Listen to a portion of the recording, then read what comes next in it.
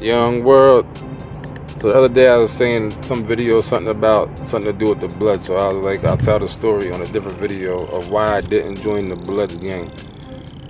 So where I'm from, in Eastern Pennsylvania, is the borderline of New Jersey. For a quick little history, I grew up. People in town was doing all the dirt. People I knew, like older people and family, friends of family, stuff like that. At one point, they came in with a sweep when I was young, in the late '80s, early '90s, and locked up everybody from the projects. I grew up in the projects, so everybody from Easton ended up getting locked up in this big sweep. During that time, so they gave everybody that was locked up, everybody that was making moves, doing the most hustling, getting all the money, everybody got 5 years or more. You know what I'm saying? Everybody that was running the projects went away for at least 5 years. During that time they was gone, this is when the influx, the insurgent of out-of-towners came to Easton, where I'm from. Easton is on 78 hour, not even a full hour from New York. You got Newark, New Jersey on the way from there. It's not even an hour north of Philly, you know what I'm saying? Not too many Philly people came as far as like on that tip, but mostly people from New York and Jersey, but mainly New York. So during this time, early 90s, people from New York had pretty much came out and for the most part took over the whole town for the most part. So many people came. Once they came out there and saw how, because the thing about Easton is a place to where there's always been a lot of crack money there. Always been one of the main places in the Lehigh Valley, in Eastern Pennsylvania, I would say Eastern Pennsylvania, to where crack was rampant. You know, so you can come out from out of town, go to Easton, set up shop. In a matter of 2 days, you're in business. All you gotta do is stalk a payphone, meet a fiend, hang around downtown, meet a fiend, one lead to another, and just keep it moving like that. I seen jokers come from the city when I was young, just looking out the window, not really out there myself, just running around. I seen people come from the city bummy, you know what I'm saying, with nothing. Literally, I seen dudes coming from the city with a garbage bag of clothes going to the hotel. It used to be called a Hotel Lafayette. That was like one of the main spots over town where a lot of drugs, everything like that was going on, prostitution, just a real dirty place, you know what I'm saying, this hotel. And my dad lived across the street from the hotel, so that's why I used to be at my dad's house, see everything going on over there.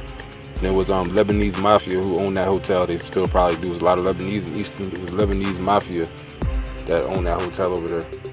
But a lot of people from the city went straight to there when they came from Easton. So I single-handedly seen, I don't know how many people come, you know what I'm saying, literally with a bag on their back. And then a few weeks later, you start seeing them, they got a chick, you know what I'm saying, a white chick. Then the next thing you know, they driving the white chick's car. Next thing you know, they got rentals. Next thing you know, they just driving cars, jewelry, making moves. Literally over the matter of like a month, a lot of I seen this happen to plenty of people, plenty of times.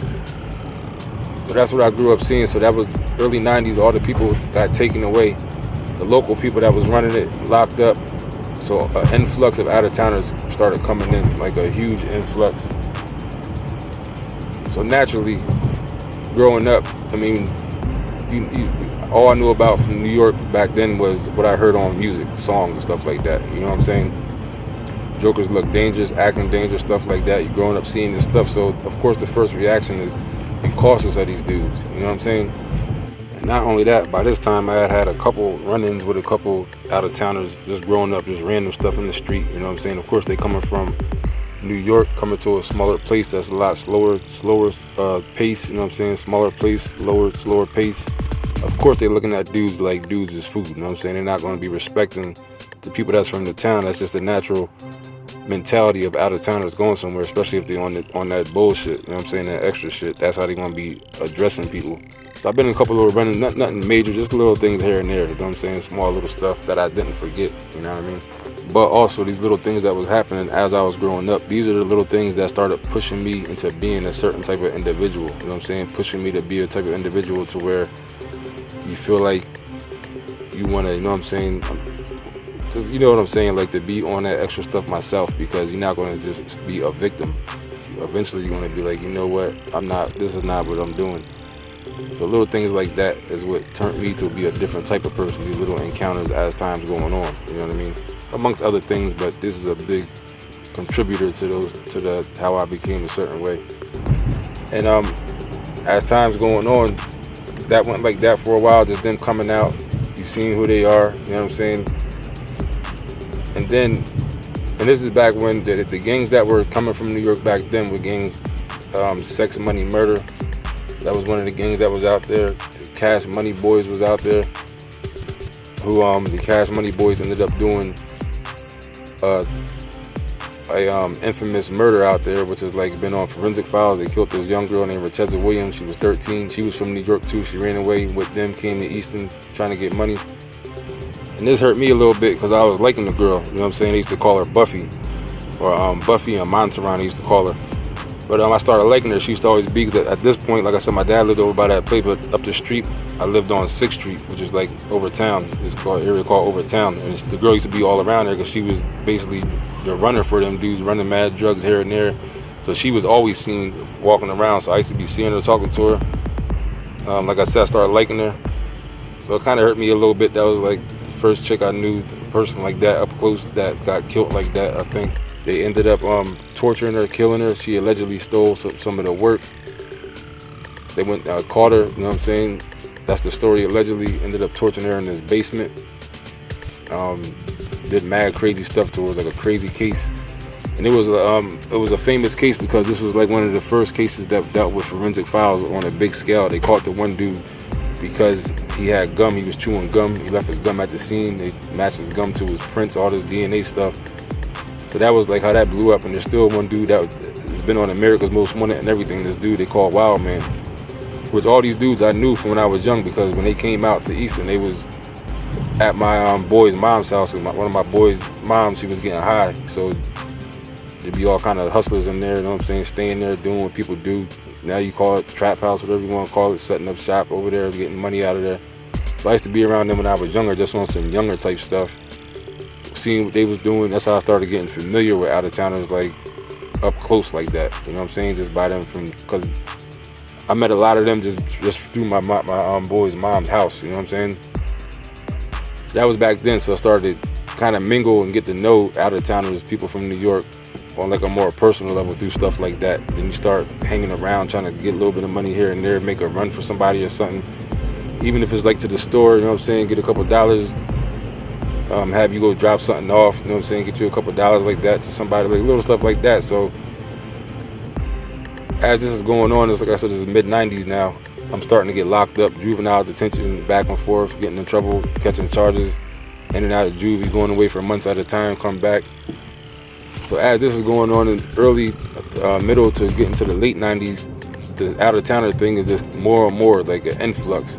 So at one point, I ended up getting locked up. I was like 19. I went to the county this time, got caught with a gun. First I got a drug charge. I was out on bail. When I was out on bail for that, got caught with a gun.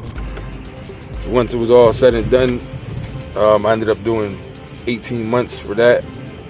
It was almost a 4-year sentence. I did 18 months, got out for 1 month. Went right back for another 13 months, got out.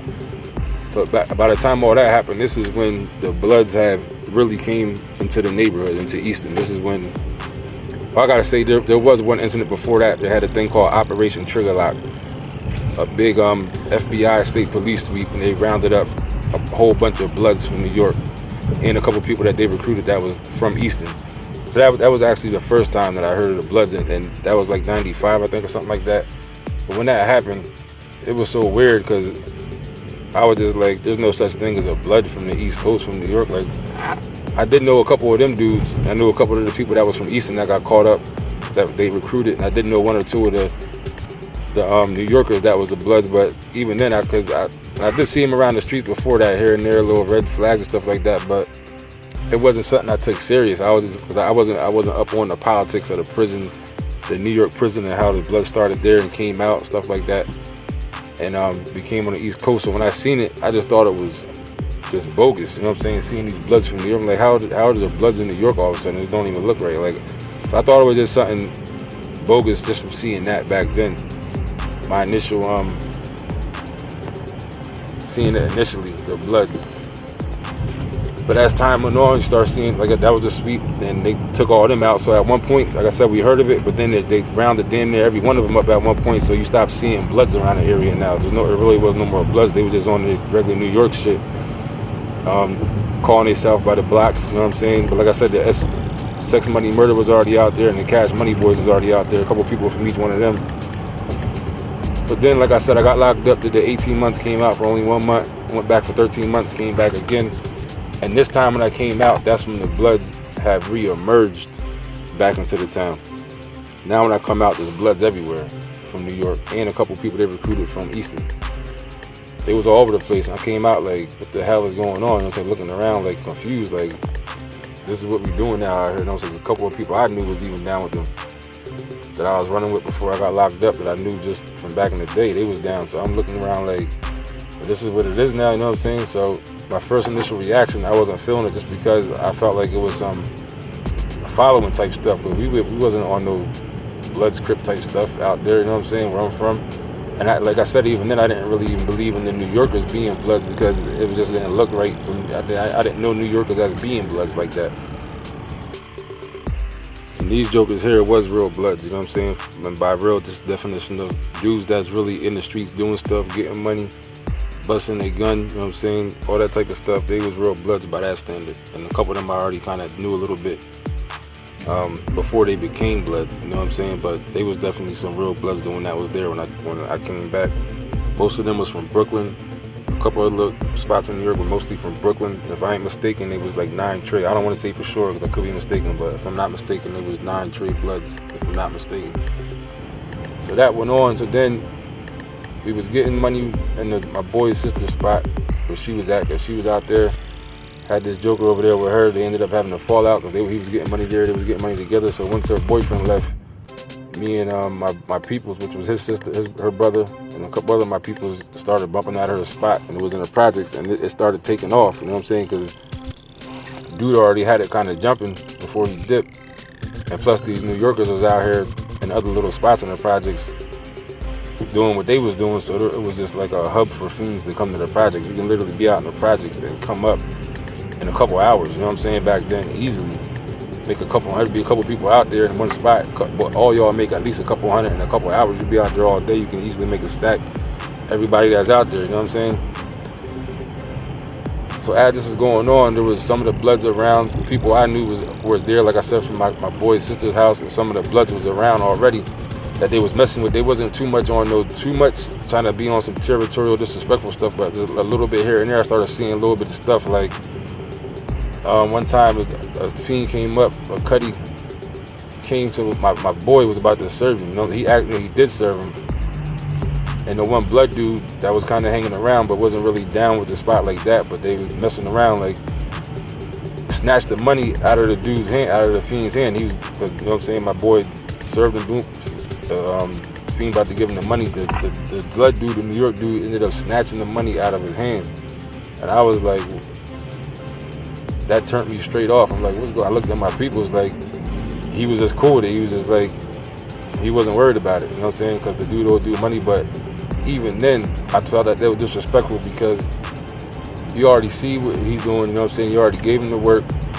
You're going to snatch the money right from, you could have at least been like, yo, just do it with money. You got to get something, like something, you know what I'm saying? But it was just so bold and vulgar how he did it, and that turned me off. And ever since, that was the first thing I was like, hold up.